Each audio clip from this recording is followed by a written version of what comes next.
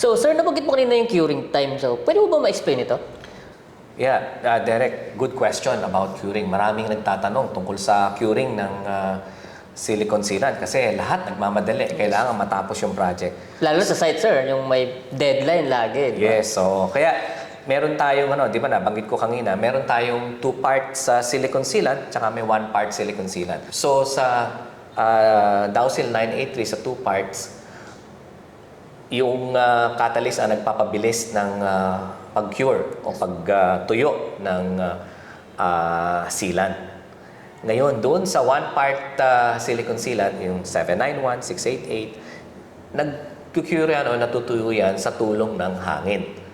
Humidity from the air. So, yun yung curing. Ang curing time ng 1 part ay mabagal. Depende sa chemistry. Katulad nitong mga to, ang curing nito is typical 1 millimeter per day. 1 millimeter per day. So, yan yung yung typical and theoretical.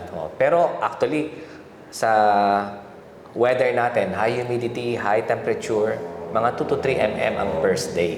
And the rest is 1 mm, 1 mm hanggang sa ma-achieve niya yung curing.